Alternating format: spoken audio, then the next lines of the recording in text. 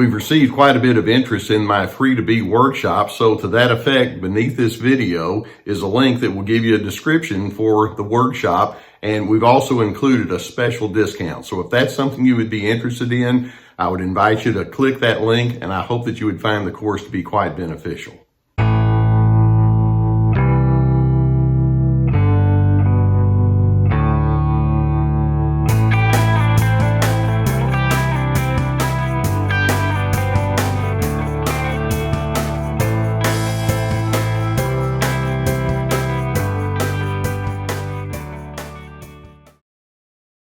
There's one primary ingredient that you're not going to experience very often with a narcissist unless they're trying to butter you up, and that's the ingredient of encouragement. Isn't it nice when you can be around someone who likes to find the things that are right and best about you, and they want to genuinely and proactively help your life go a little bit better? They're uplifting and they're pleased for you when good things happen.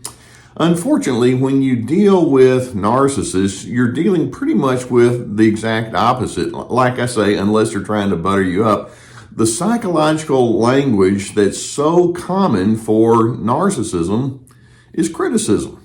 And narcissists from a very early age have focused on externals, and they're highly competitive in the way that they engage with other individuals.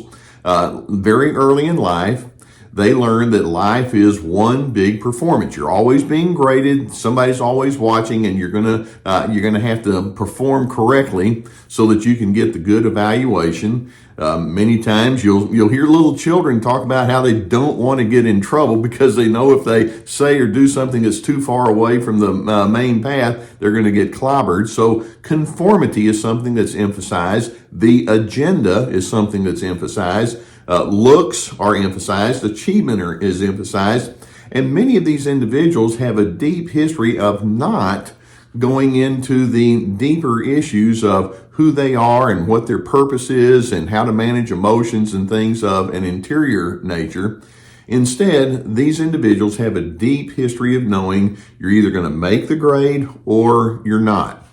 And that being the case, you can see that when narcissists come along with their strong critical nature, they're in a real powerful self-preservation mode. I mean, it's kind of like, you hate to use this analogy, but it fits. It's kind of like the skunk who's afraid of what's going on out there, and they just tend not to smell very good. And so when narcissists go heavy into the critical mode, what they're saying is, I'm scared on the inside, and they have this psychological stench, if you will, that we refer to as criticism.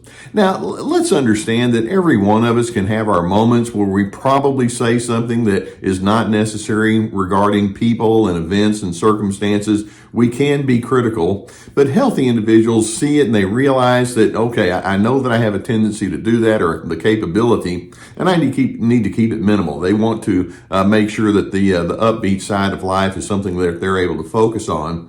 But narcissists, like I say, they're in a highly competitive mode. If I see other individuals out there who are less than me, it means that I'm not the loser. And so that's how they operate.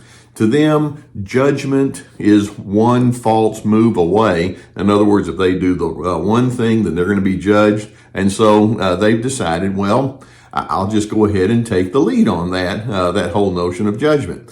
Their strategy, if you will, is to think, well, if I can be the one who pronounces judgment onto other individuals, then that minimizes anything that they might say to me later on, because you see, I've already determined that they're stupid. And so it's kind of a getting ahead of the posse kind of a game for them. If they portray other individuals who are deficient, then their complaints about who they are less than powerful. And so the more they focus on things out there that they don't like, it keeps them from having to really look in here with respect to what's going on. And so, like I say, when you're around narcissists, you're going to hear a lot of criticism. Now, in small or seemingly small criticisms, we can actually go so far as to say that they're engaging in microbullying. Whenever they say, I don't like this and that's not any good, and why did you do something like that? There's just kind of a get in line kind of a mentality, but of a minor nature. But sometimes narcissists can be very harsh in their criticisms to the extent that the anger comes along with it, and it becomes very mean and caustic. And that, of course, is just straight up boorish and strong bullying. That's what they're doing. They're trying to beat people into submission so that they can be the caller of the shots.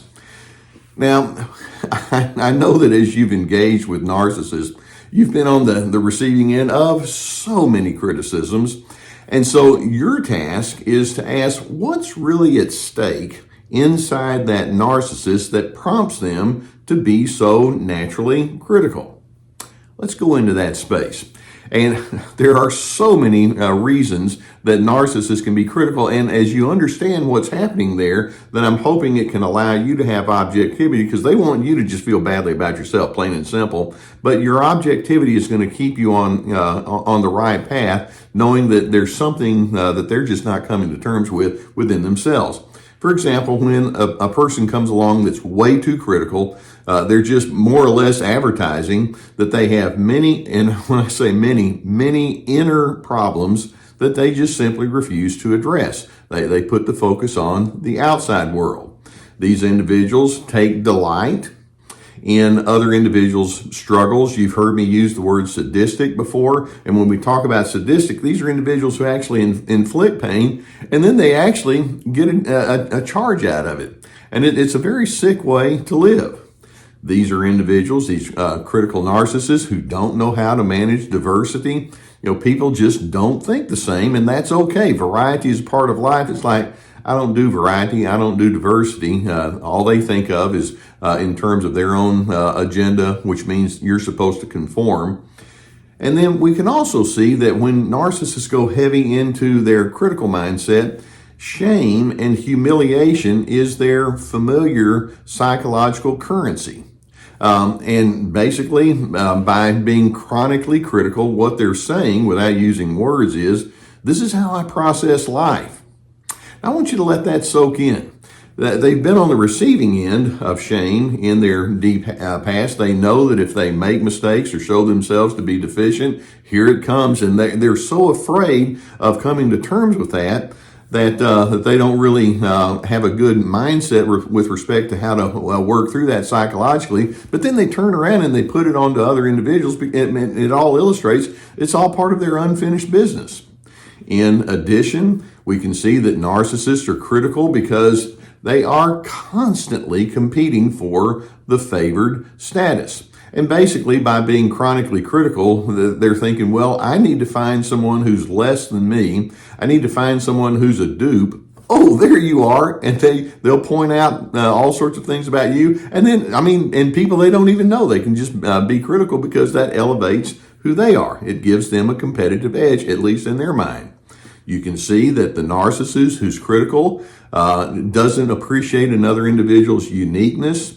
They don't have positive regard for other individuals. When they have success, somehow that diminishes them. That's part of their twisted reasoning. And basically, the critical narcissist is more or less implying, I can't deal with complexity. I don't know what to do when things are just outside my comfort zone. And so they just diminish other individuals. These individuals, the critical people, they are threatened by someone else's freedom or independence. It's like, well, you either have to be like me, or you're irrelevant, or you're a nuisance, or you're a drain on society. Also, criticism, and I hope you understand this one very well. Criticism is just part of their undertow of anger. There can be an annoyance that comes along very easily. They are readily impatient or agitated, and basically they haven't really learned how to manage their internal anger elements in healthy ways, and so it just keeps popping out left and right through their critical remarks.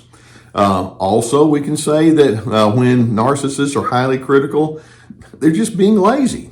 It's just a whole lot easier to say, you're wrong, or I don't like that, as opposed to saying, we differ, let's talk this through. They don't want to take the time that would be required for that. Being correct to them is far more important than being loving or caring or empathetic. And then also you can see that in their criticism, they're in a constant defense mode. Being offensive keeps them from having to take a look at their own issues. And so their offensiveness is their way of protecting themselves from being on the hot seat. And then in addition, their criticism gives them a feeling of power and dominance because they fear being powerless. They're constantly the victim. They're constantly the one who's thinking, look at how the world out there is just making my life miserable. But as they pronounce their judgments on others, they do indeed feel power, but it's always at someone else's expense and it's never in a constructive mode. Basically, the critical narcissist more or less says, if I can control the narrative regarding all of the many things that I observe that I don't like, then I become a force to be reckoned with. And I'm thinking, well, no, not necessarily. All it proves to me is that you're just a closed-minded soul who never learned how to see the good in your world. It's all about you and your insecurities and your need to build yourself up at someone else's expense. Now, I'm being real honest. Let's keep in mind, every one of us can have a moment where we can have that critical mindset.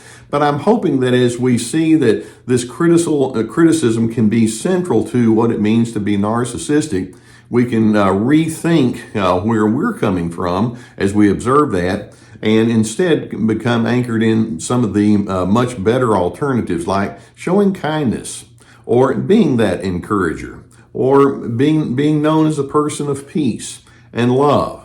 Having self-restraint. Sometimes you see some things you don't like. Sometimes you just need to put a lid on it. You don't have to always speak up when things are negative. Showing empathy or having a sense of equality. Narcissists are always in that one-up, one-down mindset. Seeking insight or seeking goodness, seeking openness, being patient, and having clean and healthy assertiveness. When narcissists chronically go into this high critical mode, like I say, it illustrates psychological laziness, and frankly, being critical requires very little work. I'm hoping you and I can do the work of saying, I want to be a healthy individual, and if it means looking beyond the things that I don't care for and figuring out what else I need to zero in on as opposed to just taking pot shots at others, I'm hoping you can be that kind of an individual who says, I want to go in that direction, and in doing so, I want to be part of the solution as opposed to just constantly talking about what I deem to be the problems. I hope this gives you some good insight and awareness about what you're dealing with. These are pathologically insecure individuals, and so I hope that you understand that that's what you're dealing with. If you've not already hit the subscribe button, I would encourage you to do so. We'll keep more videos coming toward you, and as you watch them on a cumulative basis, I hope it allows you to have that much more knowledge and education about what you're dealing with. Sometimes when you're dealing with things like this, you could use some good therapy. You know that I've been sponsored for years now by the people at BetterHelp.com. There's a link below that will take you to their website. You actually get a 10% discount for the first month if you go through the link. Please, if this is something that's just eating away at you, or if you have some issues that you need to talk about, there are people out there that can help you. It's online, it's affordable, it's accessible, so please get the help that you would so richly deserve. Likewise, I have my therapeutic courses. They're meant to be a part of the education process. They're very extensive. Each course has 25 or more videos with written documents, guided questions. We have Ready, Set, Connect about making good connection skills. Free to Be about finding yourself despite the controllers. This is me, finding your boundaries. We also have my webinars that have become very popular, as well as my podcasts and articles on our website, many resources. We have my books, etc.